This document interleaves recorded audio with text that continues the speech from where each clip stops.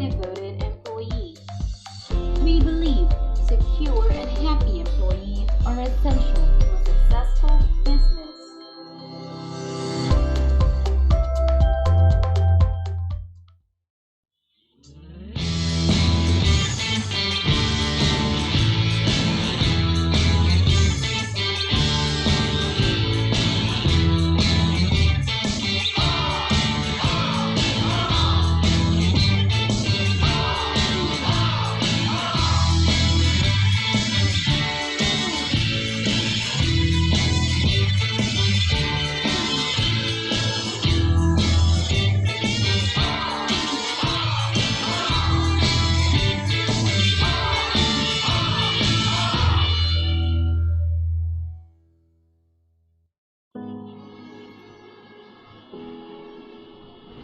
Nandito ako nung nagpa-practice mag-bike ng anak ko.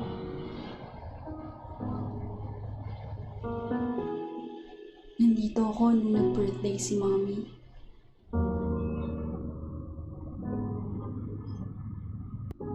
Dito ako nag-celebrate ng wedding anniversary namin.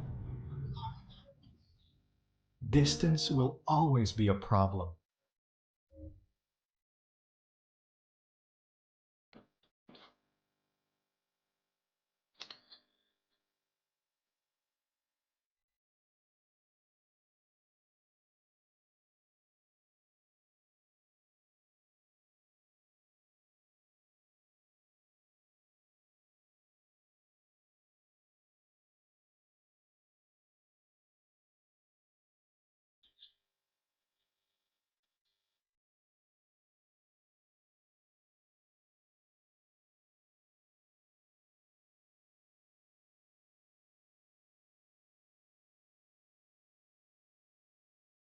So choose a home that makes life more fulfilling by bringing you closer to everything that matters the most. Arezzo Place Pasig. Live fulfilled. Finma Properties, making room to build your future.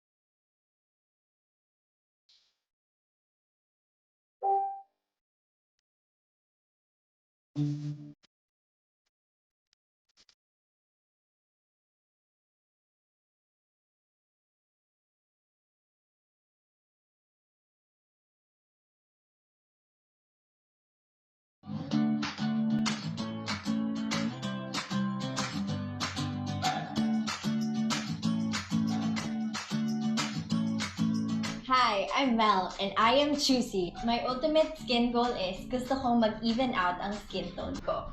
Hi, my name is Gian Eduarda. My skin goals are to become whiter, fairer, healthier, and younger.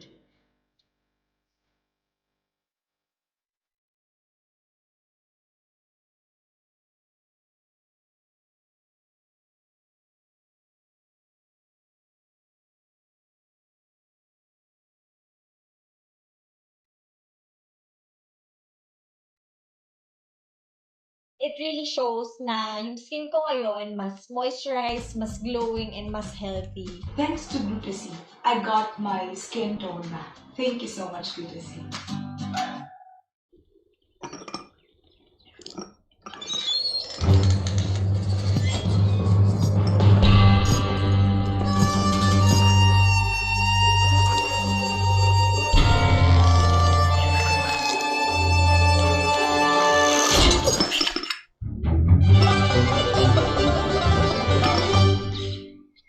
Every coffee needs a lotus. What's the secret to beauty's beauty? Langis. Ito ba lahat ang gamit mo? Ay hindi. Isa lang ang gamit ko for all.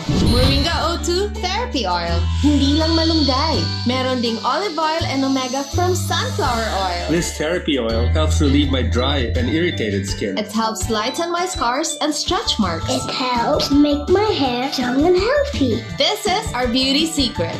Sana all! Zero oil.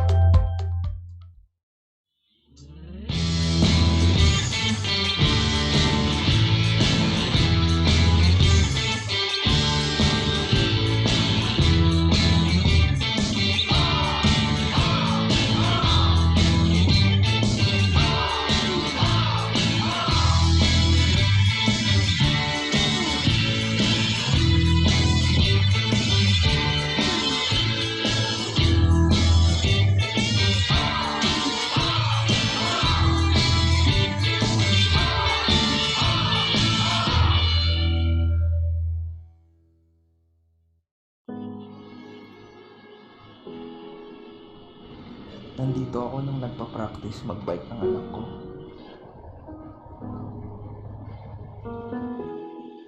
Nandito ako nung nag-birthday si Mommy.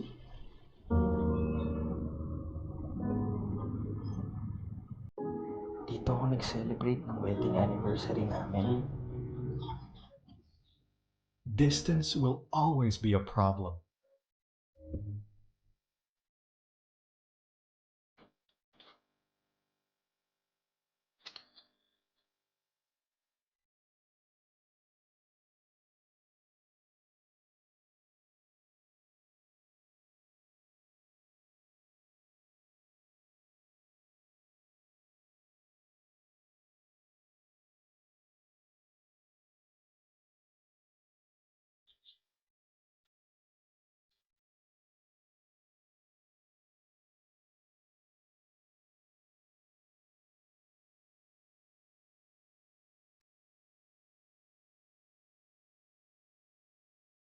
So choose a home that makes life more fulfilling by bringing you closer to everything that matters the most.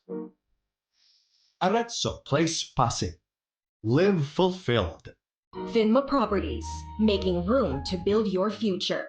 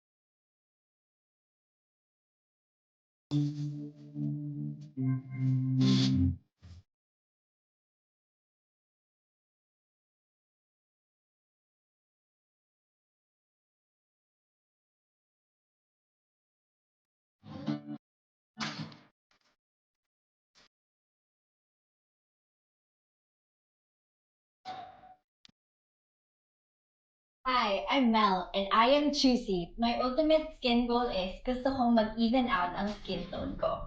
Hi, my name is Gian. My skin goals are to become whiter, fairer, healthier, and younger.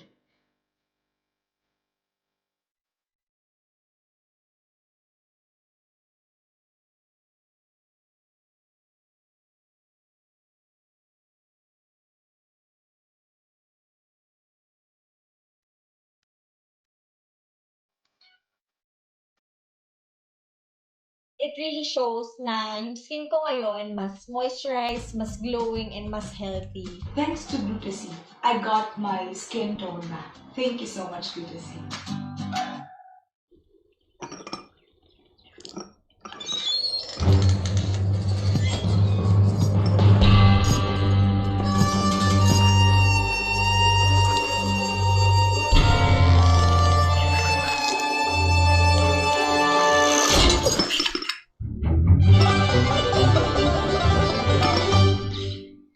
Every coffee needs a lotus. What's the secret to beauty's beauty? Langis. Ito ba lahat ang gamit mo? Ay hindi, isa lang ang gamit ko for all. Moringa O2 Therapy Oil. Hindi lang malunggay. Meron ding olive oil and omega from sunflower oil. This therapy oil helps relieve my dry and irritated skin. It helps lighten my scars and stretch marks. It helps make my hair young and healthy. This is our beauty secret. Sana all! Zero oil.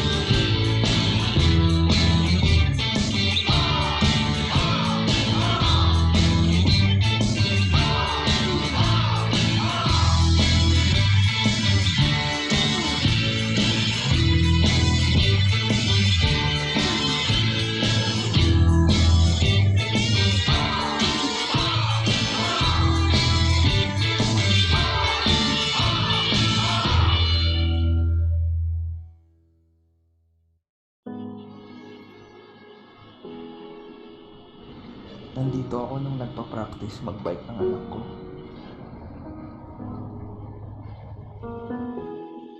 Nandito ako nung nag-birthday si Mommy.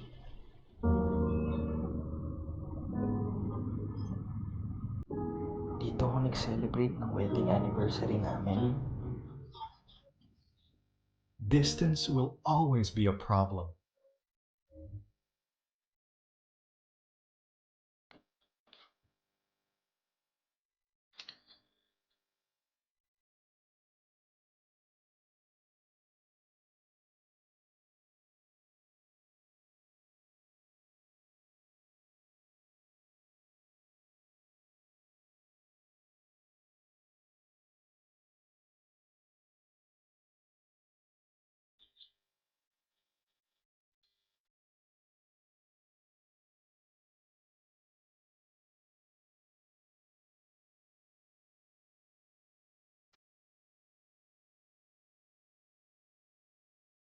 So choose a home that makes life more fulfilling by bringing you closer to everything that matters the most. Arezzo Place Pasig. Live fulfilled. Finmo Properties, making room to build your future.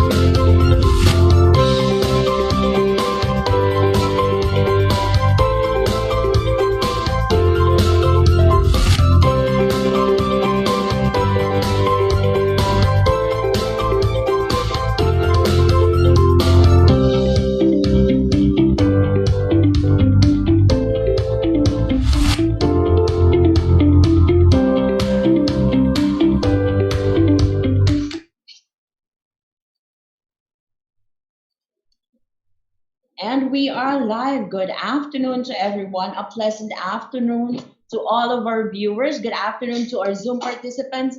Hi and hello to our FB, LinkedIn, and YouTube viewers. So today is Monday. It's a marvelous Monday. So this is the start of our week-long series of e-learning sessions, of course, brought to you by Ariva Academy. My name is Irish Malonda Samson, your host, and please join me in welcoming our moderator, Mr. Howell Mabalot. Hi, Sir Howell.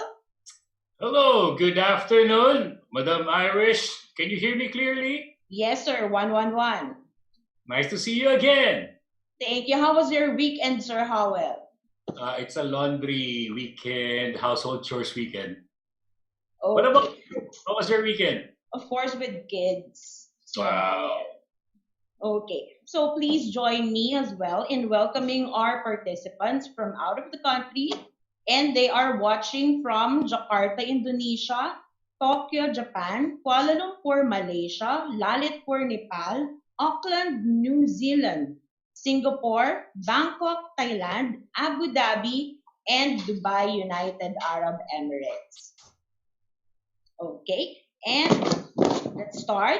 In order for us to have a smooth flow of our e-learning session, here are the house rules. Who are the first-time viewers of our webinar? Please type in hi in the chat box now and let us know where are you watching right now. For those of you who are our avid viewers, so this is your second time, third time, fourth time to watch our webinar, please type in hello so we can acknowledge you as well, okay? So type in now, guys. Hello, Sharon. Of course, Miss Sharon. Zyril. Jessica Abarquez. Hello. Daisy.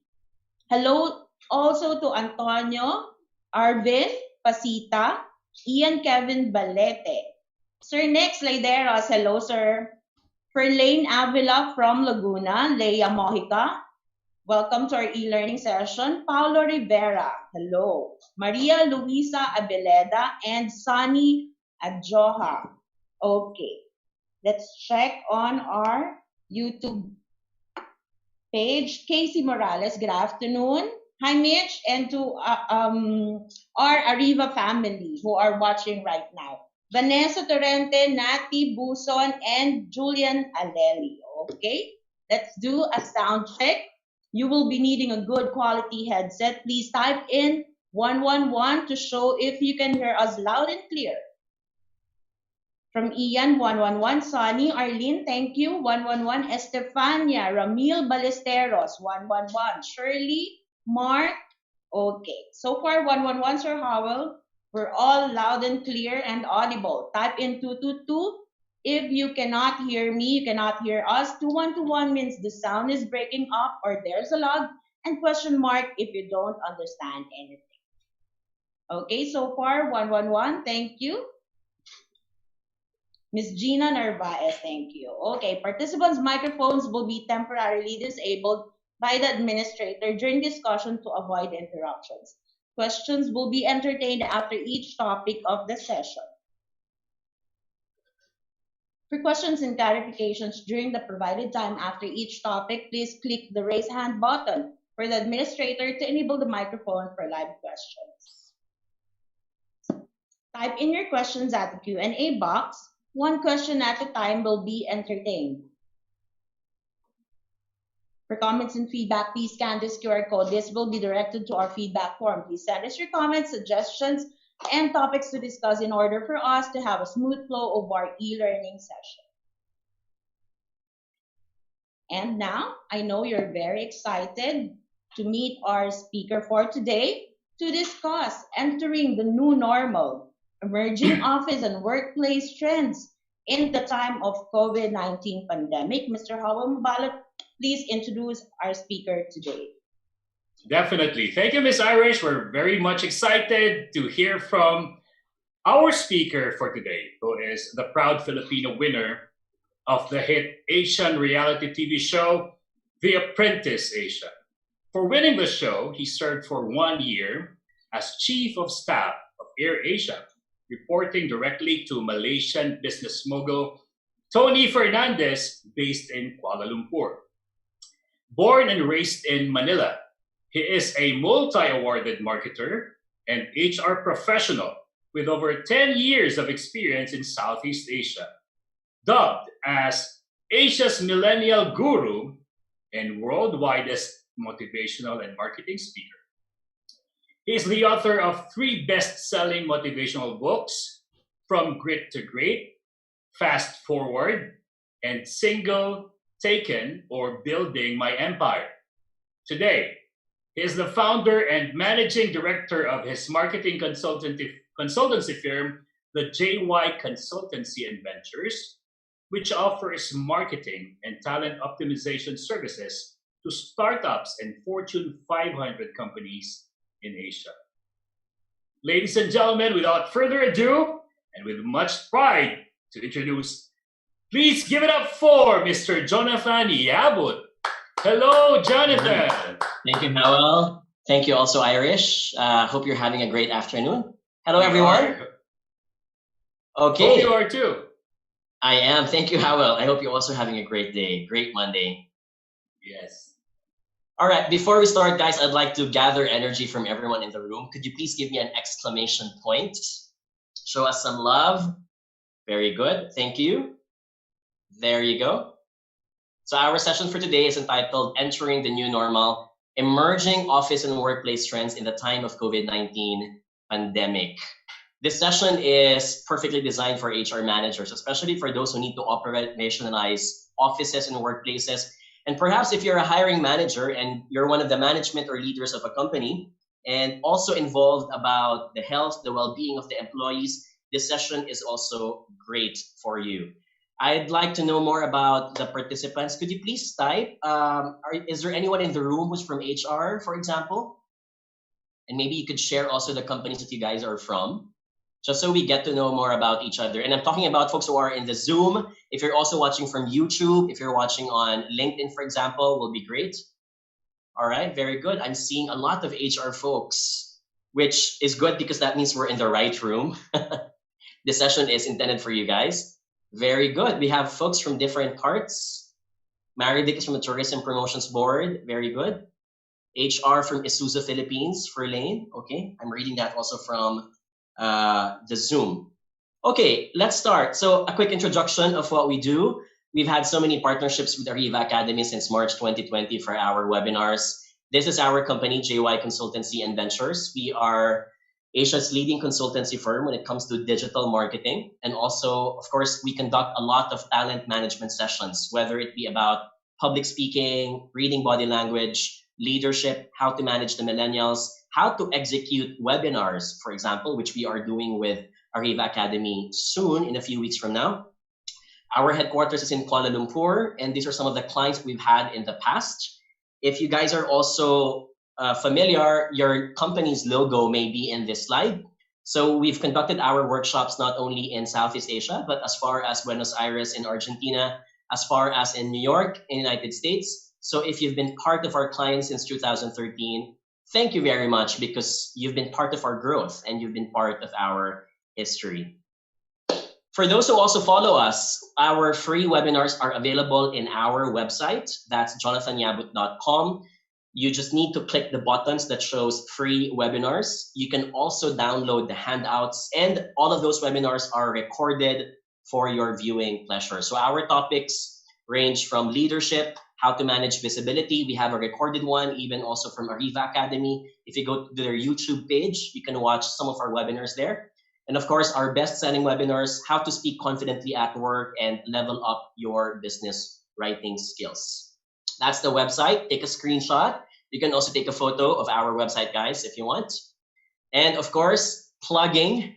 These are some of our recorded free and premium webinars happening for the month of May, June, and of course, soon we'll be announcing our sessions also for July. Time flies so fast. I remember we were just crafting this calendar, and now we're almost halfway now to the month of June.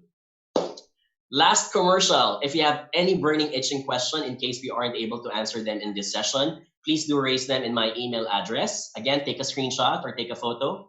jonathanyabut@jycbasia.com. But of course, I'll be allotting a Q&A session after this webinar so that your questions don't get easily drowned. And the comments, please type them when we give you the go signal. All right. As usual, we're going to have the following activities spread across the session. I'm going to ask you guys to please type in the chat box. I'm going to be asking you some questions also. They may be polls. So this time it's going to be interactive because we're going to release a poll and you have to answer. And this is exciting because we get to see the results, at least for those who are in Zoom. All right. So for our participants who are on LinkedIn or in YouTube, for example, you won't be able to participate, but you get to see the results and how people react to our questions. And of course, Q&A, as mentioned a while ago, will be at the last part. All right, I'm going to start. Let's get to business. Since the pandemic started, we've seen a handful of changes in the workplace. And if you happen to be familiar because you've experienced it, give me an exclamation point in the chat box, guys. Number one, we've seen a lot of HR folks starting to institutionalize the rotation of workers who need to be in the office. So for example, some participants or some employees are going to be in the office for week 1, and then week 2 and 3 for 2 weeks, they're going to be working from home. And then another batch is going to be back in the office again, so that you have a rotation of participants or employees at the 30% capacity, right? Of course, there are still some companies right now who have 100% of their employees who are working from home. If majority of your operations don't need to be physically present with each other, then we can see that happening. Some popular examples that we see in the news, Facebook and Twitter, for example, has told that their employees are likely going to be working for the rest of 2020. And that's mostly because a lot of their employees don't need to be physically present and need to attend those meetings, right? So that's one. Number two, Raise your hand or give an exclamation point if this also applies to you. We see a lot of borders and enclosures now institutionalized in the office. So we see a lot of our HR and procurement teams spending budgets. So I see this not only in fast food and restaurants, but in every office today. I just went to a bank last week and everything had so much plastic in the office as well. So that's a given because precautions about the spread of the disease is going to be tight. Number 3, I also expect that companies are going to be allotting more budget on work from home facilities of employees. Again, another popular example outside the Philippines is Google, wherein 2 weeks ago they announced that they're allotting $1,000. Obviously, that's because they're rich and they got the money. All employees of Google, for example, will receive that amount of money so that they can spend creating their own office space. Wow, isn't that nice? Because in the Philippines, for example, sorry, my phone is ringing up. In the Philippines, for example, you only have a certain group of people who will get that amount, probably 1 month or 2 months worth of salary. But in Google, it's something that they can get for the rest of the year, right?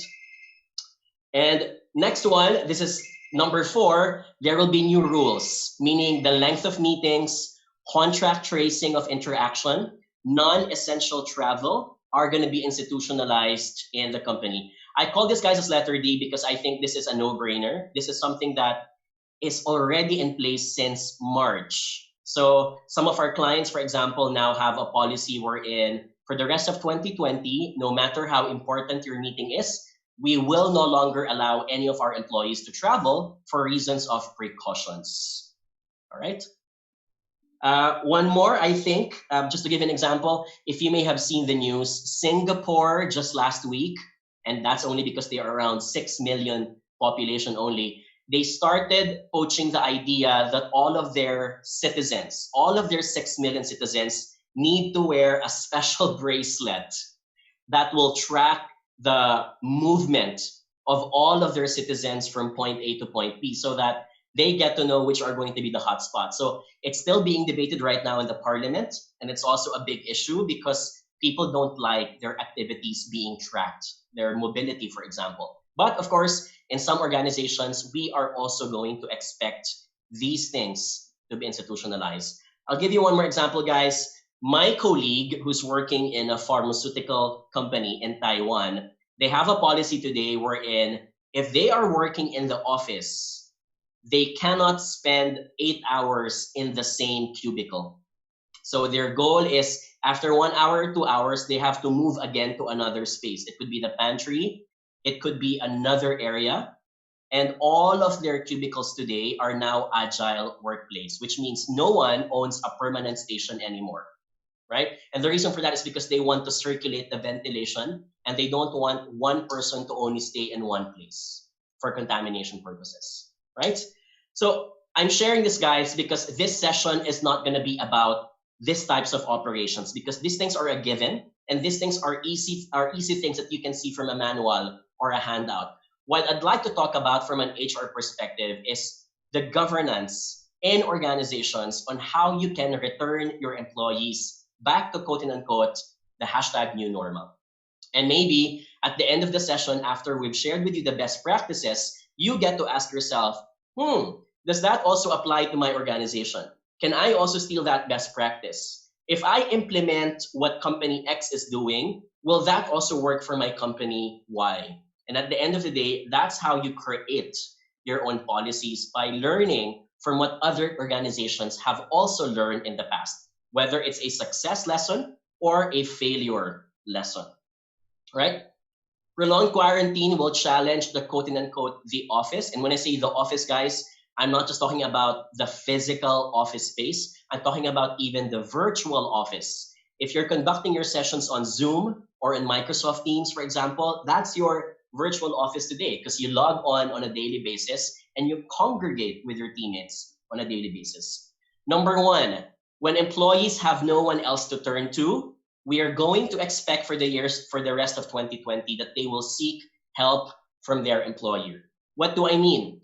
In many countries around the world, if their governments are not fast enough to provide help and assistance for their employees, where do you think will the employees get it first? likely it's going to be the private sector. Likely it's going to be their own employers as well. Such as, for example, if a certain employee needs help because suddenly he's feeling some symptoms, and let's say, for example, hospitalization may be very expensive, the most logical thing to expect is that the employee is going to ask the HR to be the one to spend for his hospitalization.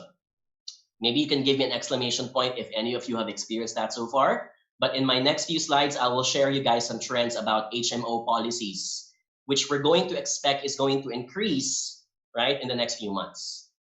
All right. So emotional and financial needs will consume the company's resources. Expect that in the year of 2020 and 2021, if companies have saved money from electricity, from utilities, because no one's attending the office, the budget originally allocated to that will now be shifted to COVID-19 related expenses. Right? Number two, we're going to be expecting that virtual meetings will continue. And in fact, it will continue even if a vaccine has already been found. Why so? Because for the past 3 months, we were able to prove to ourselves, guys, that the COVID-19 showed to us proof of concept that working from home is possible. If you go to Google search and you type the keywords working from home, success, productivity, and all these things, you will notice that a lot of CEOs and managers have started to report that they did not see a significant decline in the productivity of their employees. What does this mean? We're all starting to realize that we didn't need to physically meet each other all those years. And I can so sympathize to that because I hate it when a client calls me for a 1-hour travel to their office only to discover that the meeting was so superficial, it could have been done via a phone call or via a Zoom call. And we're going to see a lot of these things happening for 2020 and 2021. Because now, for the past 3 months, many managers and many leaders who in the past were afraid that they could not trust their employees are now starting to earn the trust because they've proven to themselves, so it's working after all. Now that I've experienced how it is to work from home for 3 months, I think I can continue doing this for the rest of my career. I'm not saying that majority of the organizations will now be 5 days a week work from home, but it is very possible that companies, even in 2021 or 2022, will start institutionalizing 2 times a week or 3 times a week work from home protocols. And finally, number 3, the office will now change its importance. Before, it was seen as the headquarters where people have to congregate even for the smallest reasons. Today, and at least for 2020, the office will still be there, but it's now going to be an essential working space. And what do I mean by that? HR will now redefine who must be in the office and who can stay at home. So if you're in the real estate property, for example, you might have seen this already in the news. A lot of organizations are now starting to rethink about whether or not they should continue their contracts for the entire space that they needed for their employees. Or in 2021, when they need to renew their office space, do I need to renew but with a smaller requirement this time, right? This is no different in the labor market. Even in the food industry, for example, you will expect that many restaurants will gravitate now towards creating mobile kitchens instead of creating and paying space for people to eat, because a lot of people will now do more takeouts and deliveries, for example. All right? Can you guys give me an exclamation point if you are already starting to feel these things, or if you guys agree that a lot of these things are going to prolong? So it's very interesting because in March or last April, I think many of us are still under that delusion, thinking that this will all end soon, right? We were all thinking like that. So we weren't doing much. We weren't acting on our paranoia, but now things are starting to sink in. Now we have clarity that the vaccine will not be created in the next 15 months. And even if it has been created, and even if it has been approved, there's going to be a lot of issues concerning distribution and who can buy it first. So you can experience that everything we're feeling right now indeed is going to prolong for 2 to 3 years. All right? So to conclude and to end this introduction part, if you guys are familiar with the Maslow's hierarchy of needs, Can you give me an exclamation point if you guys are familiar with this? So you've seen this. A lot of HR people are watching this session right now. So you guys are aware that at the bottom of the pyramid is the essentials, right? Food, shelter, I'm gonna add their Wi-Fi, or if you love proper air conditioning, I think it's gonna be part of that bottom of the pyramid. And as you climb to the top, your needs get met from the most essential to the most abstract. So as you've already been fed, you already have good, proper shelter, you start looking for something else. Love, recognition, and praise. And finally, when you have so much love that you receive from other people, you start giving and sharing that love with others. You become self-actualized. You think about what can you do with your potential so that it can be shared with other people. And I want to apply that Maslow's hierarchy of needs in the hashtag new normal hierarchy of questioning by employees. Meaning, most of our employees right now are anxious. A lot of them have doubts. Will I still have this job? What's going to happen to the economy? Are there going to be new regulations in the industry that might affect how we work? And so as an HR or as a leader who organizes the operations and day-to-day activities of the company, your goal is to be able to answer the following questions. And at the bottom of the pyramid is the more immature the employee is, meaning the employee only thinks about himself or herself. And then it goes up into wearing the corporate hat. So I don't only think about myself, I think about the others as well. Questions such as, what's going to happen to me? Do I feel safe? Will I still have my job? Can I challenge my employer if they ask me to go to the office when I think that my job can still be done at home? Or number two, should I start looking for a new job now? Because I don't know, I may still have this job today, but I don't know if 3 months or 4 months down the line, the economy is still not improving and they might need to cut down on workers, right? Number two is the team. Be able to answer the question of teams. How are the others doing? How can we best work with each other? If I'm from the marketing team and I need to work with the operations or the engineering team, is the company providing us with the right equipment and tools? Such as, for example, small things such as, if you're using Zoom, you should be aware by now that Zoom only offers up to 40 minutes for 3 or more people to talk to each other. If you want more than 40-minute conversations, you have to upgrade to the $14.99 subscription account. So small things such as that, are your employees equipped with the right tool, and are you investing? I'm going to talk about that later on, so that they can perform their roles and their duties. And number three is my company. What's the company's plan for the business? How will the company take good care of their employees? So in the Philippines, for example, one of the biggest questions that employers were complaining about is that why is it that the burden of the need to test employee comes in the pockets of the employers when this was allotted in the budget of the government? So small things like this may be questions of HR, but they may be questions, obviously, of employees themselves.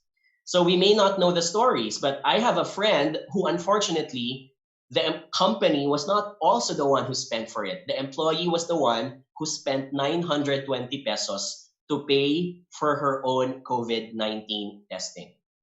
So we all have different situations. We all have different norms. But remember, coming from an HR perspective, the goal now is how do we engage our employees if the employees feel that they're not taken good care of by their employer. And finally, the last two is your industry and your economy. So employees are going to be asking the question, beyond myself, beyond the company, will there be any new regulations? How will they affect our industry?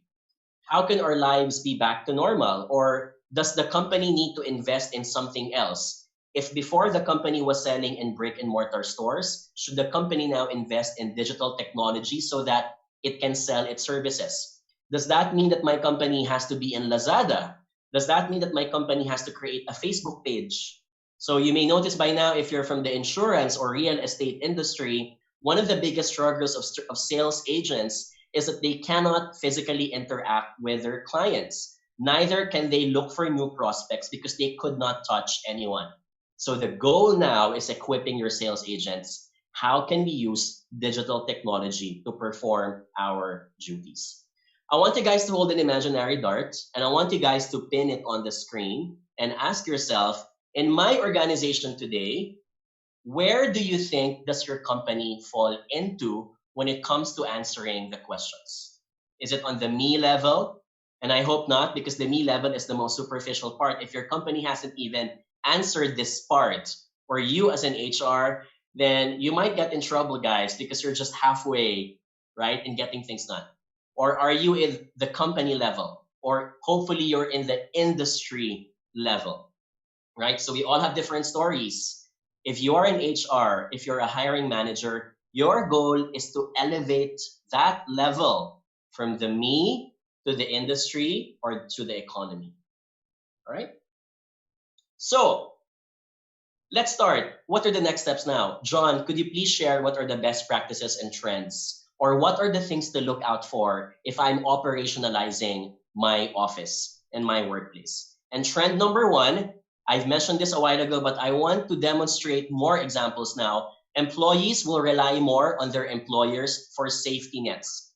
And we're expecting this if you're coming from a developing country when the government cannot provide quick and immediate assistance. So now my question to the private sector and to companies is, did you budget for this too? When I say budget, for example, a lot of employees are now asking, can the company provide salary loans? Because your employee might be okay, but the husband of your employee has been laid off. And that can affect her mental rigidity and therefore her performance as well. So this is where I say now, guys, if before the goal of any company is only to provide security in performance, you also now have to cover the mental security of your employees. Because if they don't feel mentally secure, then they're not going to be in their best performance as well. So maybe anyone can give me an exclamation point.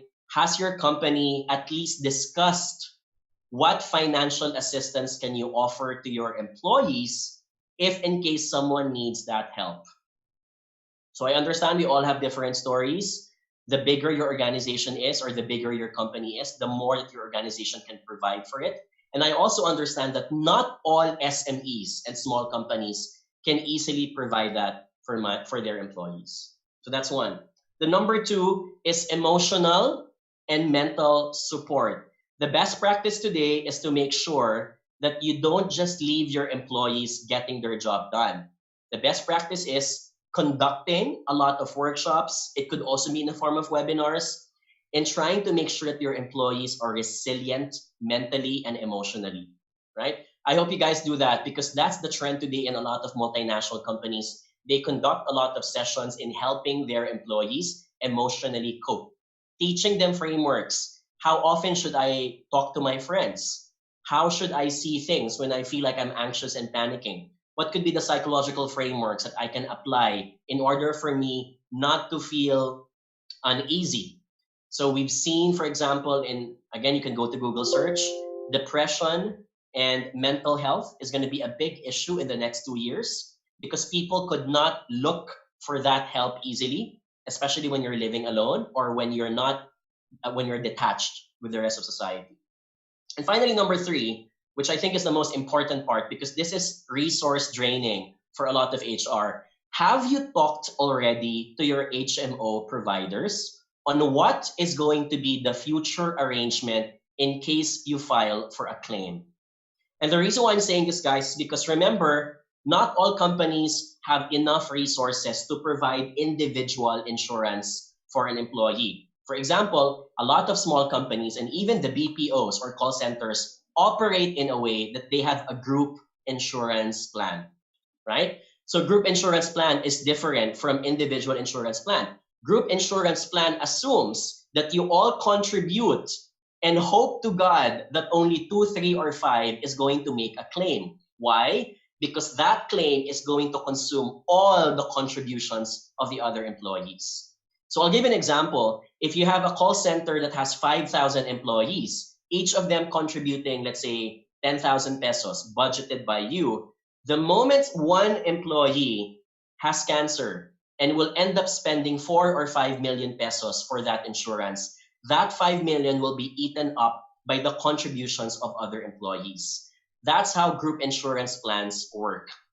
My question is, have you discussed already with your HMO provider, number one, if COVID-19 related expenses are covered, or number two, what's going to be the arrangement for group insurance plan or for individual insurance plan?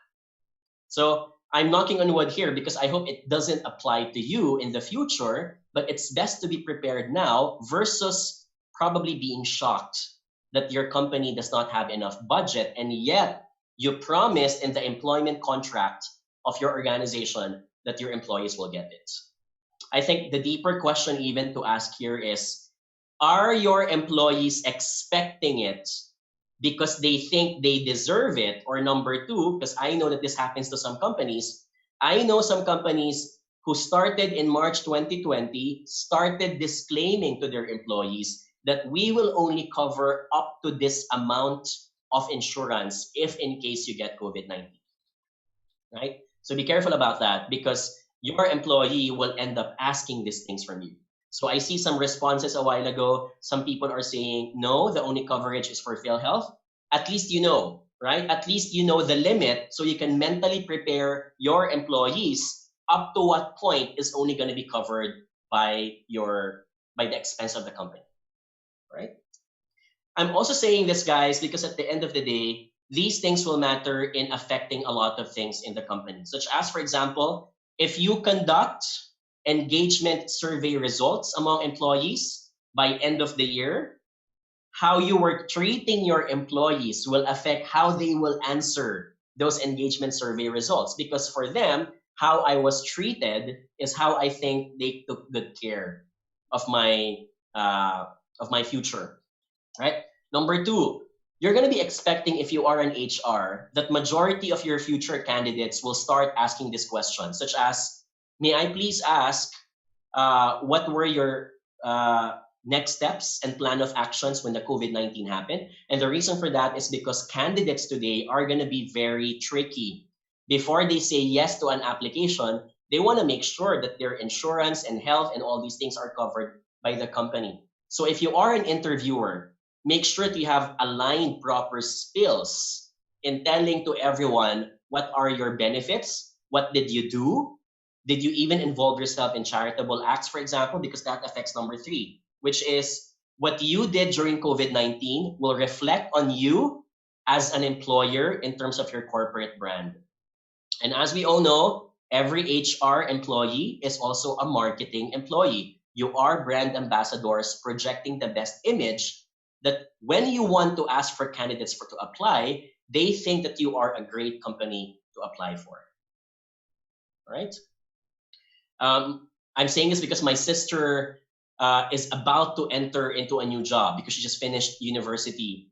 So I told her that when you do your job interviews and when HR asks you, do you have any questions for me? My tip to her was that, well, you make sure that you ask questions such as, what are your arrangements if ever your employees get sick because of COVID-19? Because these things can affect you at the end of the day, right? Can I do a quick poll and maybe we can release this now to the participants? So for those who are on Zoom, please click your choice. Are you confident that your sales employees can sell remotely? Can they maximize technology to engage clients? Because I'm now moving to my trend number 2 when it comes to technology quotient. Okay, right. Zoom participants, please answer the question, the poll question number 1. Are you confident that your sales employees can sell remotely? So A, if yes, we are helping them learn how to use them. B, no, we're still struggling how to use them. And C, no, we don't need it much at work. So let's find out what the answer will be. Can you see how many percent are already answering the poll question, Jonathan, from your end? Yep, I do. Okay. Jeff, maybe we can share the results now if you can publish. There you go. All right. So 60%, more than half, are saying yes, we are helping them learn how to use them. Very good, guys, because that means you are all investing time, effort, and money. And remember, these are not costs. And your choice of words do matter, because if you choose the word cost, then you're seeing it as if you're regretting that you spent on them. When in fact, guys, the more you invest on it, the more will the returns be faster when it comes to equipping your people to deliver what they need to deliver. All right, very good. We're going to have more polls later on. So here's trend number 2. And I asked that question because it has something to do with trend number 2. The trend is that companies will continue to spend money in technologies enabling virtual communications, and also, which I'm not a big fan of, but I think a lot of companies will need this, behavior monitoring. The ability of managers and leaders to find out whether their people are really doing their job because they cannot see them physically. So you guys are already familiar with your corporate account subscriptions. Maybe you can type on chat box. Can you please tell me if your company has started to use live streaming or online meeting platforms? And could you please type in the chat box, what are your brands right now? Are you guys using Zoom? Are you guys using MS Teams? All right, so some people are using Microsoft Teams, people are using Zoom, some people are using WebEx, for example. Some people are using Google Meet. Yep. Very good. Some people are also using Facebook, by the way, because if you're using Workplace, the brand Workplace by Facebook, then you can use the Facebook rooms, right? But looking at all the responses, it seems like Zoom is the most preferred. All right, very good. So the question now is, guys, how far is your company investing on it? One example would be, I'm about to do a talk later for an insurance company, and the company invested a subscription account wherein 5,000 people can be on Zoom, which, by the way, is very expensive because the payment is on a monthly subscription fee. All right. Yep. So someone said Zoom can be hacked. IT tells us. Yep. Zoom can be hacked, and so does Microsoft Teams. So does all other platforms. It is a matter of how good your IT also is. Right. All right. Number 2 is monitoring and measurement technology. So there are so many apps right now and many softwares that allow you, for example, to check how long has been the employee spending time in front of the screen. There are also many apps and softwares that check, is your employee checking a lot of social media accounts that are not related to their jobs, which can be an indicator that they are not giving their best. All right. So I have my reservations about this because if your employees are doing that, then it's a symptom of something else and not just because they are delinquent in their jobs. And finally, number 3, the skills of a lot of employees today is going to be different from the skill requirements in the past. Simple things such as if you are an interviewer in job screening, I think it's very staple these days to ask questions such as, how good is your technology quotient? Are you tech savvy? Because in the next 2 or 3 years, the employees who will perform fast and perform well are tech savvy enough such that even if the company changes the softwares, the mobile apps, and all these things, the employee is able to adjust fast. So again, if you're in the sales or in the marketing positions, all of our traditional books on how to sell and how to market have now been thrown away. Why? Because a lot of them are not applicable in the next 6 months, right? If you need to, let's say you're from a multi-level marketing company, and now before you were collecting money in checks, you were seeing a client face-to-face. These things are different now because you have to engage the client instead via Zoom, via Microsoft Teams. And even the skills are going to be different. How you talk and your choice of words is going to be a different skill versus when you use body language to charm a customer face-to-face. So they're all going to be different, and the company has to invest on those upskilling, right? Here's a question I'd like to ask, and maybe we can, again, Jeff, look at the poll. Do you wish that you can find ways that you can track the progress of your employees working at home? Okay, Zoom participants, please answer the question. Well, question number 2, do you say yes or no? Please type in, not type in the question at the chat box, but answer the poll question. Let's find out what will the answer be.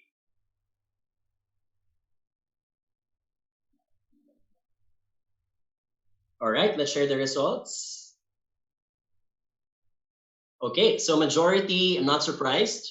Yes, You wish you can track the progress of your employee. And this is not rocket science, guys.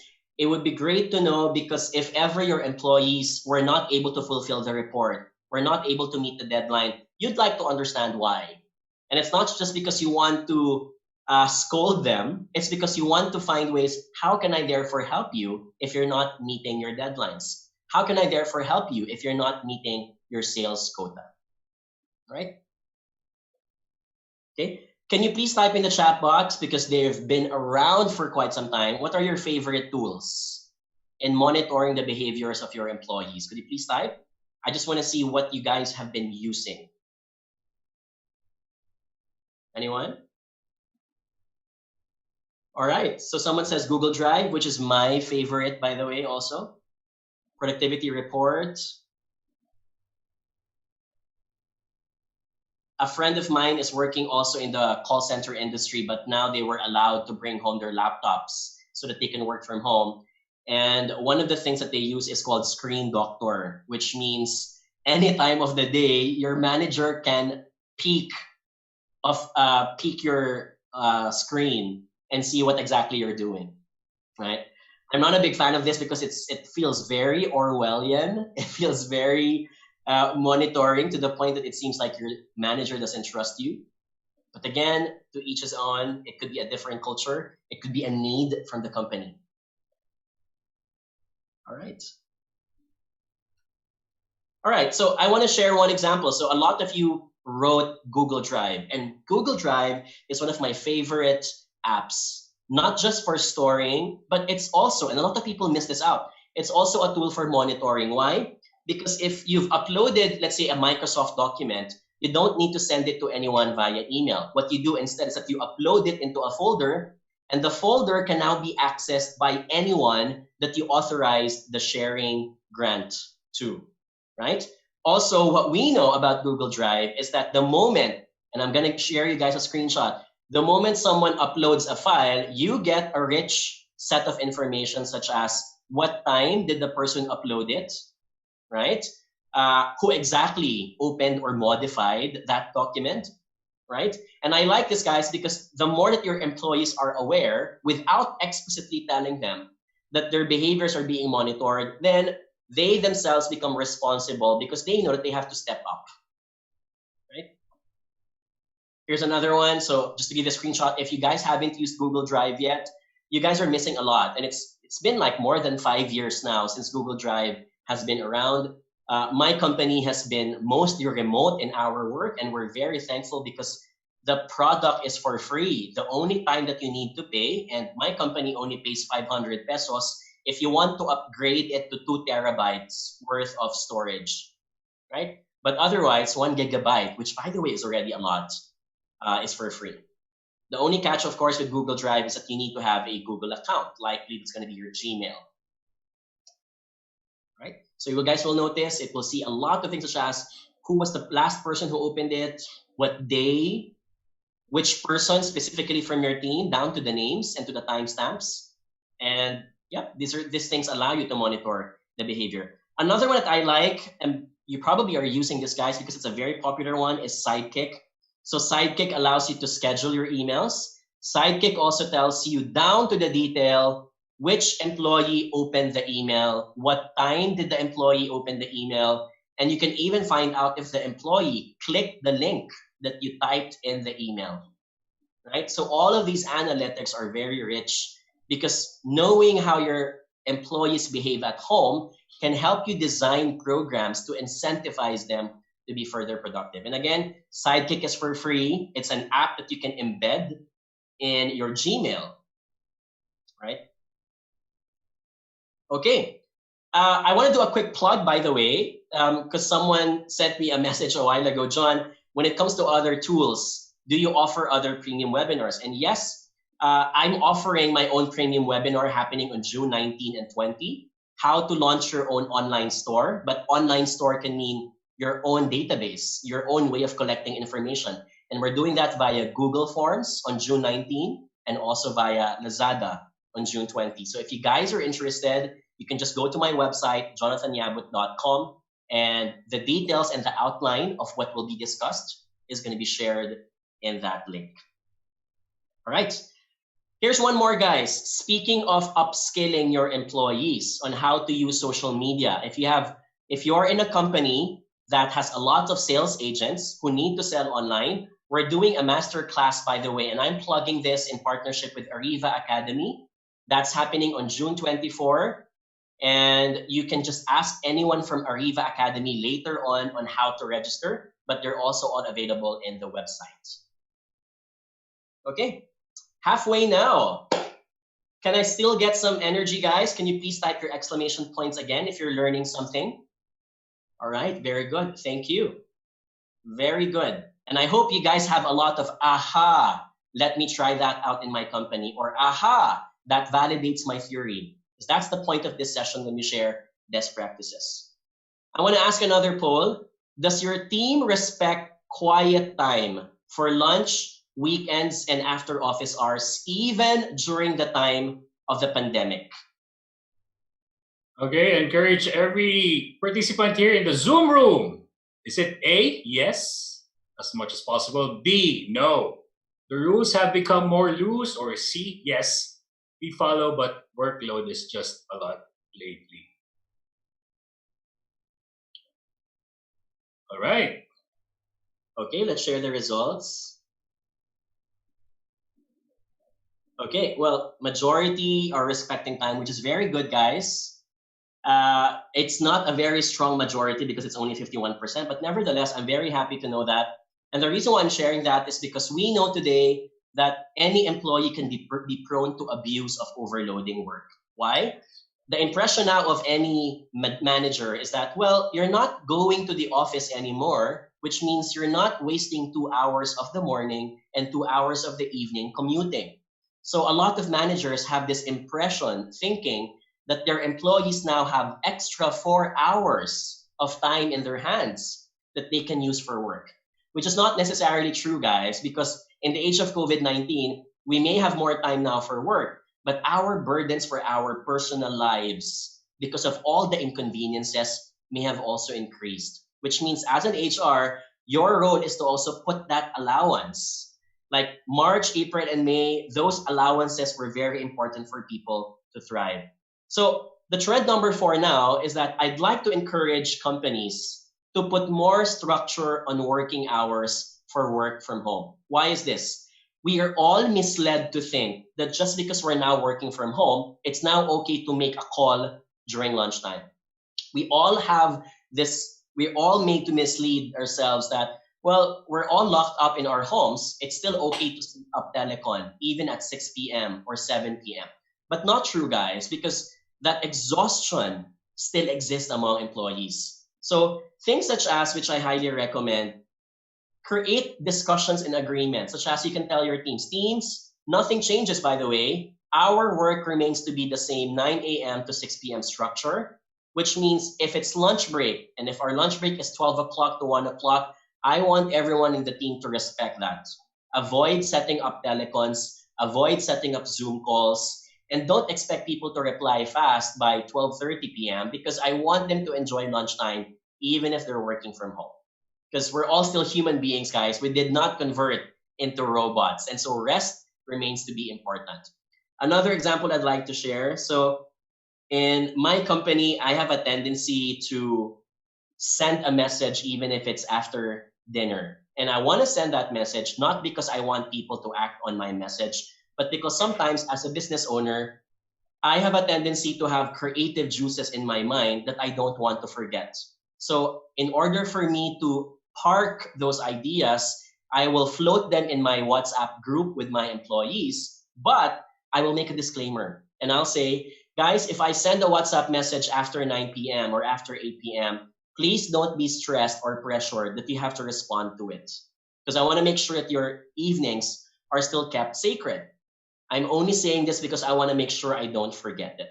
So at least you spare them from the stress. Because remember, guys, seeing another message on Viber or seeing another inbox, your inbox go from 100 to suddenly 130 in just a span of 15 minutes can be very stressful and mentally draining. Right? Or if you are a manager, reflect. Ask yourself from time to time, Am I giving more workload because there's more work in reality? Or is it just because I feel bad that they're not giving enough? And there's a big difference there, right? So if you're giving them workload for the sake of giving them workload, you're not fulfilling the real role of a manager. If you want to give them additional workload, make sure it contributes to the bottom line, not because you just want them to look busy. Right? So here are things. John, how can we institutionalize that? Well, number one, creating a company-wide or a team-wide rule matters, because culture starts with policies and vice versa. But if it's not written, if it's not organized, people will not take it seriously.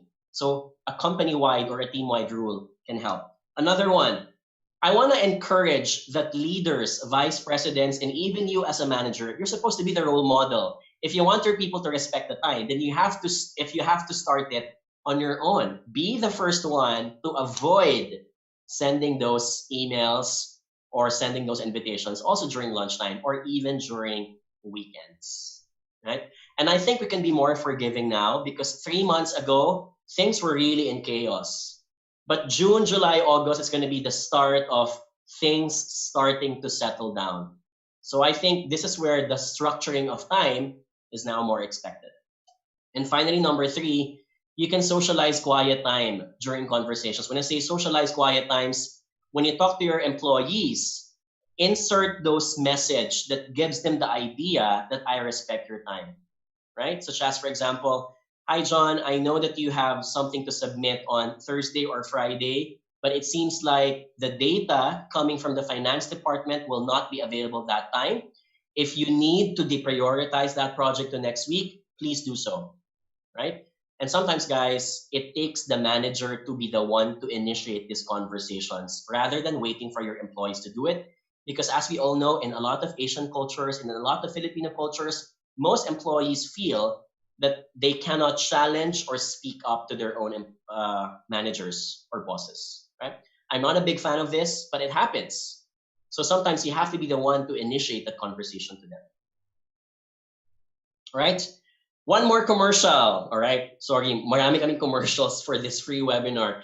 Another in partnership with Ariva Academy. So if you'd like to learn more about working smart, not just hard, because that's the intention of making your employees more productive, we're doing another masterclass webinar happening on Zoom. That's June 17, Wednesday, 4 to 6 p.m. And again, just contact your Ariva partner if you'd like to enroll your employees.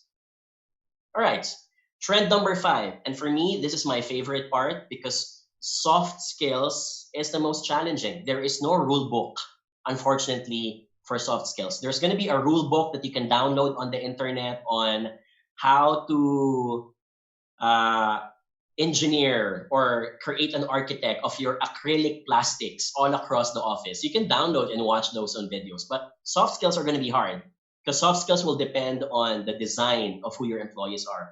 So what we're going to be seeing in the next 6 months or the next year is that skill sets will supersede positions. We do not see employees anymore as, he's the marketing guy.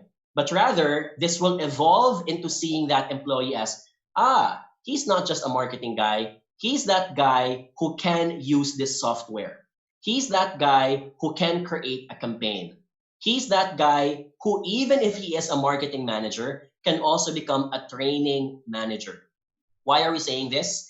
We're saying it because in times of downsizing, if ever it happens, employees will be asked to stretch their scope of work, meaning they signed up for a position 2 years ago, but because of the business need, they're now going to be asked by their employer to do something else. What does this mean? The employees that will be the most valuable in your company are employees with the most versatile skills.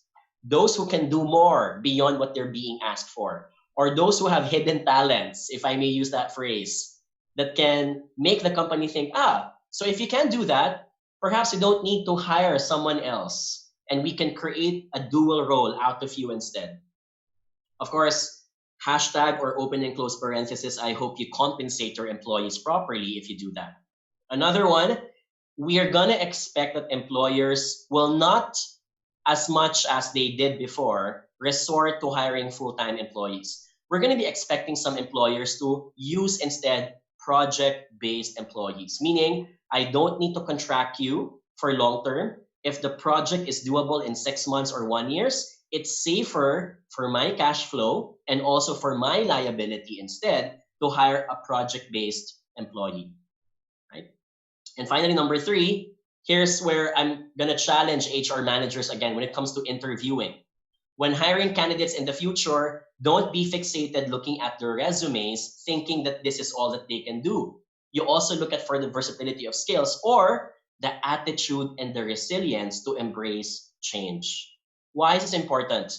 Because no matter how well decorated is the resume of the employee, if the employee cannot face changes such as, for example, John, you're a marketing guy, I'm going to ask you now to transfer to sales. Those will happen more often now in COVID-19. The guys from finance, but you also want the finance guy to be able to train 50 other finance associates using Zoom, for example. So it's going to be versatility of skills, not just positions of what they signed up for. A few interview questions that are coming about lately, and here's something that you can apply if you're about to hire a candidate. When I have a candidate who's applying for a job in my company, in JY Consultancy and Ventures, I ask them this mathematical question. And the question is, what is 25 times 28? Could you guys please answer that? Anyone? Takes you a while, right? So don't worry, you don't need to answer it correctly. But I ask this question regardless if your position that you're applying for is technical or creative. Why? Because I want to see how you react. I want to see how you react because you'll be surprised whenever I ask this question to candidates, there are candidates who will be violent in their reactions, saying, why are you asking me this question? I did not apply for a math position. And there are going to be employees who are calm and collected. And instead they will say, may I please ask why you are asking this question? I will compute it for you, but I'd like to know why.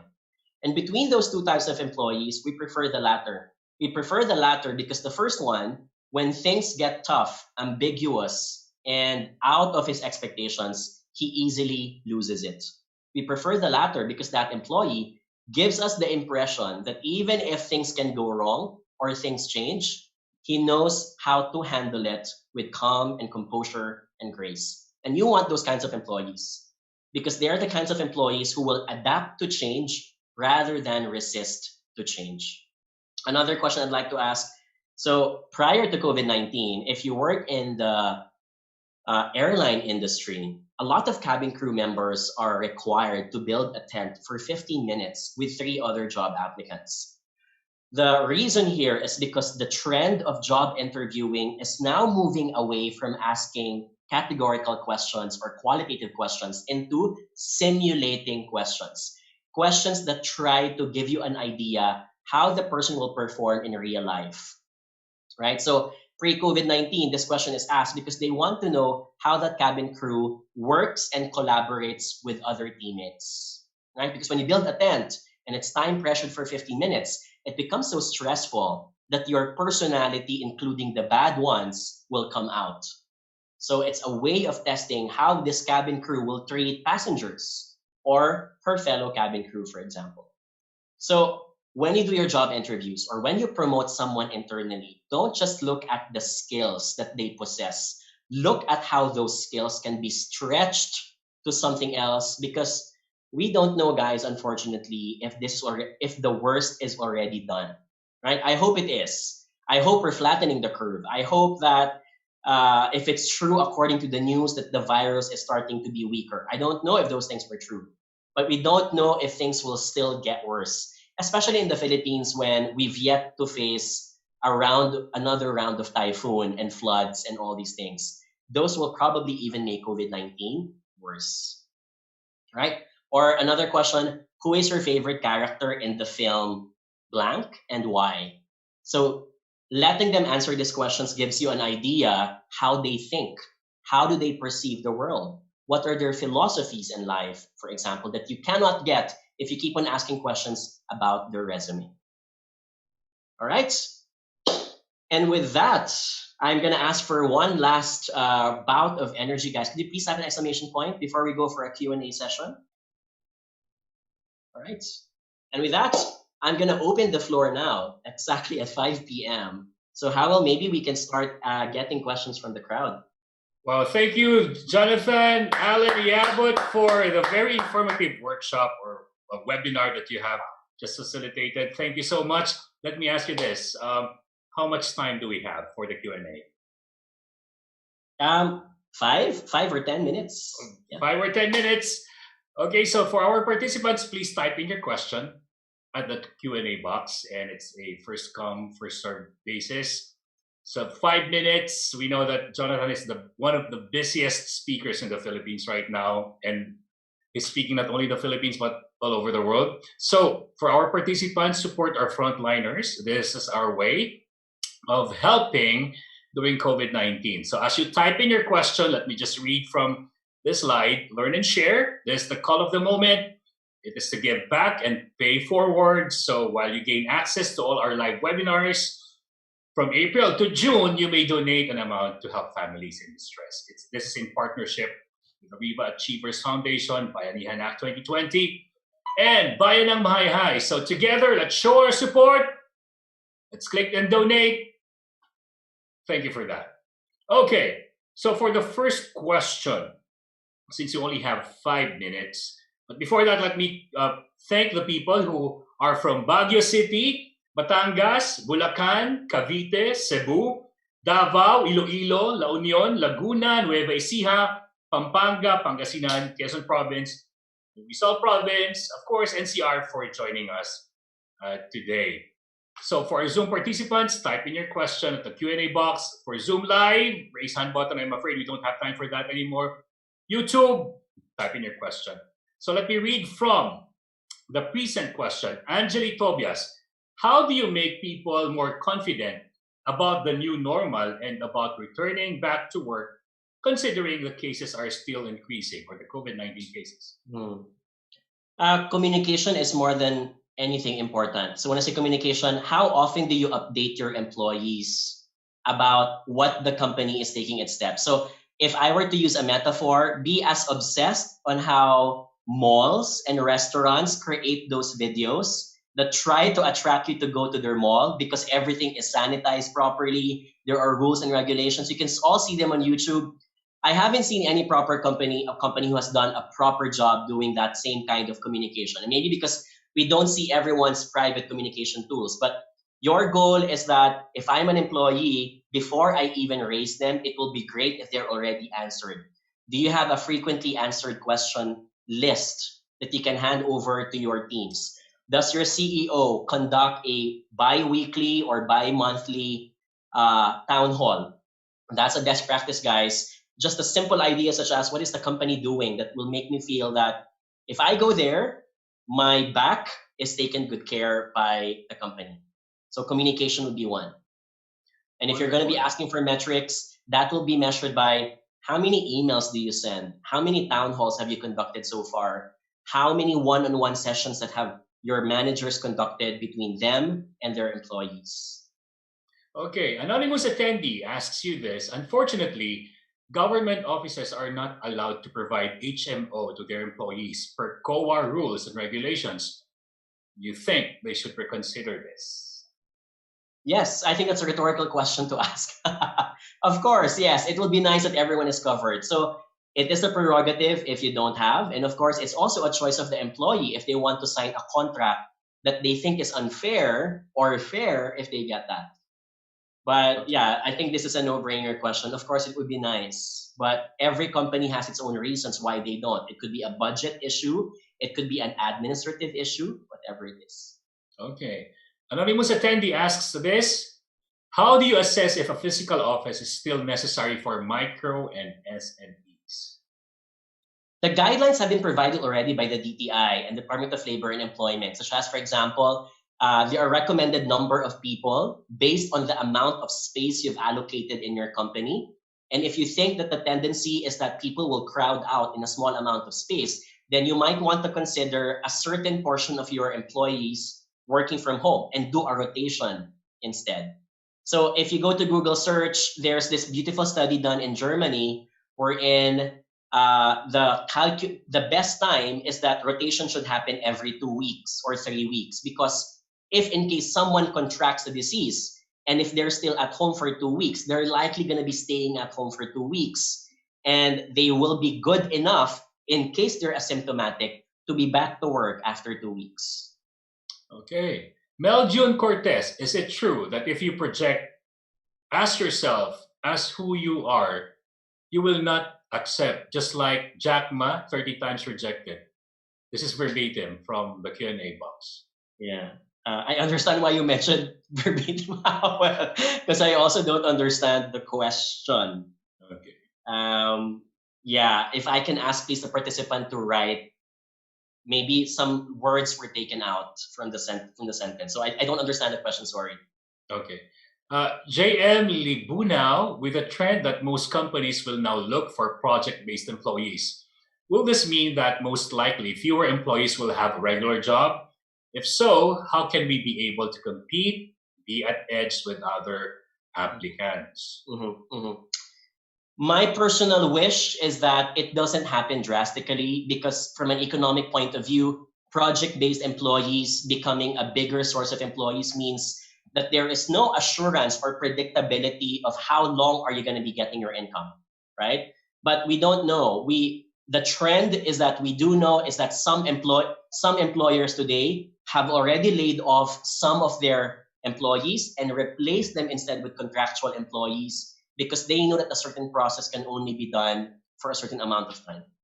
Okay. So yes, it is possible, but remember that this is not only a economic force. Things can be affected and be influenced by government policies, such as, for example, will the government institute a law that says that companies cannot have an X% of their labor force as contracted or project-based? So the same thing as, for example, the ENDO. So if the government intervenes, then those things can change. Okay. Can you accommodate one last question? Yes, go ahead. I think we have more time. I can spare until 5:10. Good, so good. We can have more questions. Yep. So anonymous attendee asks you this: how can you make an employee feel that they are being taken care of by the company? However, we can just give all-out support, especially financial related, as we have a bottom line to arrest. Yep. Again, as mentioned a while ago, communication matters. Communication such as don't wait for your employees to ask things such as what's going to happen to my job in the next 4 or 5 months. If you have that information on hand, that you know that the employee will have that job for the rest of the year, it doesn't hurt to tell them. And the reason for that is because it is mentally stressful. And it's also bad for you as an HR or a manager, because for all you know, out of the paranoia that the employee thinks that his job is unstable, while working from home, the person is already looking for another job on LinkedIn. And I do have lots of friends like this. So you want to preempt them, because everyone will act according to their own selfish needs. And being in constant communication and telling them that these are the rules, these are the benefits that the company is allotting for you, it would be nice to know them in advance. Okay. Angeli Tobias, our company has disseminated lots of info about what it is doing or has done, but people are still not really confident to go to work. What else can be done aside from communicate what the company is doing? Well, first of all, here's where I also ask the HR managers. Remember that as much as you want to gain control, you can't control everything perception-wise. Because if I perceive my environment, I don't only see it as an office. I see it as security of the rest. How secure are the roads? How secure is it to go out, right? How secure are the hospitals? If I get sick and I know that you will pay for me, but the fact of the matter is some hospitals cannot admit patients because there's just too many patients out there. So these things are already out of your control. Your goal is create that line. This is the part that I can control, and the rest, be forgiving also to yourself as an HR manager, because you know that you cannot control these things anymore, right? Of course, I'm going to add that extra touch.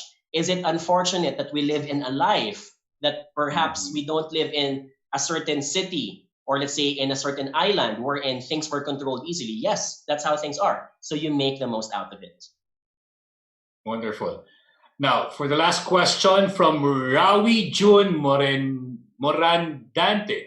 Could you give us some employee engagement activities that we can conduct online? Yeah, very good. My favorite. So set some Zoom meetings wherein the discussion has nothing to do with work. The discussion has something to do, such as, guys, I'd like to spend 30 minutes of each and every one of us sharing how have they been coping personally through COVID-19. And those small things, such as releasing the amount of stress or complaints that you have, is a very cathartic feeling. It lets people release things that they've been bottling up. That's one. Number two, it doesn't hurt to have your own, let's say, one of my favorites. So our company has always been remote from work since 2017. So from time to time, we have what we call as Friday pizza session. I send a pizza box to my 7 direct reports. And then while eating that pizza in a meeting, we talk about the victories of the company for the past 3 months. So if that can work for you, very good. Another engagement activity, one of my favorite is Bring Me. So I do this on a Thursday night. So Bring Me. So you're in your Zoom grid, you have 50 people or 70 people. Bring me a can opener. So the fun part is everyone dashes to the kitchen, has to get the can opener and shows it in front of you, right? So that works, and then you can give a prize. That's so the both point creative is, and fun. Yep, that's right. So you have to put the play together with the work because it can be mentally exhausting. Imagine, guys, that not everyone is blessed with a big space in their house. You'll never know that a lot of Filipinos will be working beside someone sleeping. And that's just how life can be hard in the Philippines. So we need to be extra creative and extra hustling on how we can engage our employees. Because remember, the typical escape, I'll give an example. What is the reason why Starbucks is so popular in the Philippines? It's not just because of their coffee. It's because it is a hangout of every Juan de la Cruz who may not have the best space in their home. They will spend 3 hours or 4 hours there because it's free air conditioning, the ambience is good, and the space is very lavish because they don't have that at home. Now we've stolen that away from them because they don't have offices. They need to find other ways to comfort themselves. And one way is to engage them with play, aside from work. Thank you so much. Of course, big hand for the Millennial Guru, Jonathan Yabut. The last minute of our session is the takeaway. What would you like us to think about before we go to sleep tonight? Maybe if I can add, I'll just use I think it was asked too many times in this session, but I feel that the emphasis hasn't been made loud. And really, communication matters, guys. When I say communication, and I call this term as psychological safety. Psychological safety refers to the feeling that even if I do not see you physically, even if you're not in front of me, I have that sense of safety that you got my back, that you're there for me. And that's the role of every manager. Wow, wonderfully said. Thank you so much, Mr. Jonathan Allen Yabut, our Millennial Guru. Hope to see you again. If not soon, maybe next year. Thank you, and then God bless you and your organization. Now, let's welcome back on screen Miss Irish Malonda Samson. Hello, Miss Irish. Hi, Sir Howell. Wow. I'm back. Time flew so fast, and we extended for 10 minutes. That was for that, really... we're grateful. Yes, Sir Howell. And in behalf of Ariva Academy, we would like to thank Jonathan Yabut for giving us a short, but of course insightful, full of trends, tips, realizations, and insights. And thank you for giving us a clear view of what's happening right now. Thank you so much, Jonathan. And I'll be seeing you Thank you so much for our future e-learning sessions. Sir Howell? Yes, I have loved every slide, every thought, every idea presented, but the most was the trendy job interview. That's my takeaway. So by doing that, you can catch your applicants off guard, and they get to reveal who they are, and that's fantastic. I love it. Thank you so much, Mr. Jonathan Yabut. Thank you. With mine, sir, one word: Adapt rather than resist. Yun lang naman. Yun Wow. lang ang importante ngayon. Galing. Oo. And of course, thank you so much for moderating our session today. I will Always a be pleasure. seeing you tomorrow again. What time another tomorrow? e-learning session. 6 to 7 p.m. I'm sorry. That's gonna be 3 to 4:30 3 p.m. to 4:30 p.m. Yes. See you tomorrow, and don't you go away, guys. Okay. This is not yet the end of our e-learning session. I have a lot of announcements to make. So, Ariva Academy would like to thank the following win-win partners. We would like to thank our official media partner, Art Plus Magazine, Focus Media, Globaltronics, City Advertising Ventures, Outcom, Elevate Media. For win-win partners, thank you to Brother, Faber-Castell, Glutacy, Moringa O2, KFC, Mr. Donut, Tokyo Tokyo, Lotus Biscoff, Boss Job, Sir Technology Inc., Finma Properties, Salary Jet, Ilawi Korea.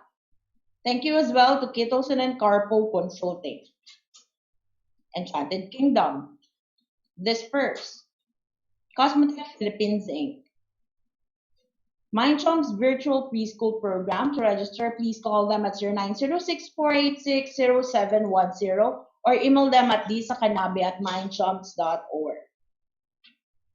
And if you want to place your ads here, advertise your company, your services, your logo, have a brand exposure to thousands of viewers through Zoom, FB, LinkedIn, and YouTube, please email us at marketing@ariva.com.ph. Before I move on, I would like to say hi to Ms. Mavic from TPB and Sunny Adjoha from Mauritius. Okay?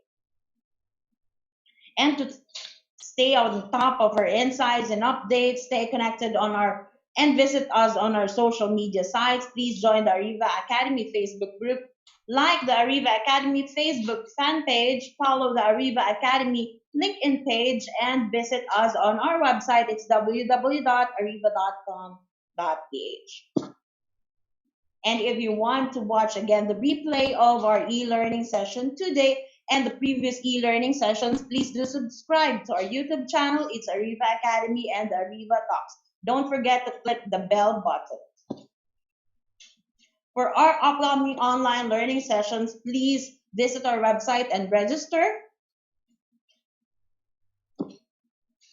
We would like to invite you again on our HR Virtual Summit PH 2020. It's a live webinar series for our cause. We have invited international and local subject matter experts to share with us their wisdom in the HR field. So don't forget to register. This will be tomorrow. Yes, we would like to invite you, Coach with the Axe. This will be at 3 p.m. to 4:30 p.m. So we will be having Coach May Soriano to discuss this session. Don't forget, 3 to 4:30 p.m. Another live webinar series for a cause, how to connect with clarity and confidence, building community in times of uncertainty and isolation. Guys, this is a free live webinar series. So this will be on Wednesday. Don't forget to join us. Picking up the pieces, 3 legal areas that need your attention post-quarantine. This will be on Thursday, June 11, 3 to 4:30 p.m. And we have invited Attorney Erwin Segala to discuss this session. Gratitude attracts gratitude. Encouragement in times of crisis. This is a back-to-back session on Thursday, June 11. Don't forget, this one is going to be at 6 to 7 in the evening. So this a live webinar series for a cause, and this will be discussed by Coach Chester Elton from United States. Another e-learning masterclass from Mr. Jonathan Yabut. We would like to invite you and join us how to manage the millennials in the workplace. This will be on Tuesday, June 16. Don't forget, June 16, 4 to 6 p.m. Another e-learning masterclass, Work Smart, Not Just Hard, how to boost your productivity at work. This will be on June 17, 4 to 6 p.m. The brightness amidst the crisis, maintaining the right attitude during COVID-19 pandemic. This will be on June 17, and we have invited, of course, Coach Randy Isguera to discuss this session. Prospecting, cold calling, telephone sales, and closing the deal. This is an e-learning masterclass from Mr. Chris Randolph. This will be on Thursday, June 18. Don't forget, June 18, 3 to 5 p.m. Second batch of online selling from home, how to use FB, IG, and LinkedIn for your business. Wednesday, June 24, 4 to 6 p.m. This is only $799 per participant.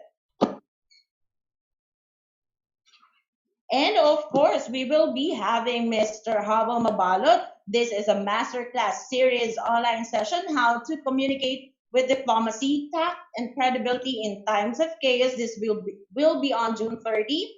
Leadership skills for supervisors and in turbulent times. This will be on July 16. And how to take on greater responsibilities, step up skills for non-managers. This will be on July 29. Don't forget, please register. And if you want to customize an e-learning session for your team, for your company, invite our partner speakers, invite our invited guest speakers. Please do call me at 0916-695-4418 or email me at irish.arivaacademy@gmail.com. And that's it, guys. Hope you learned a lot today. Thank you for joining us and hope to see you again tomorrow. This is Irish Malanda Samson in Ariva. It's all about being better, be safe. Thank you and have a great day.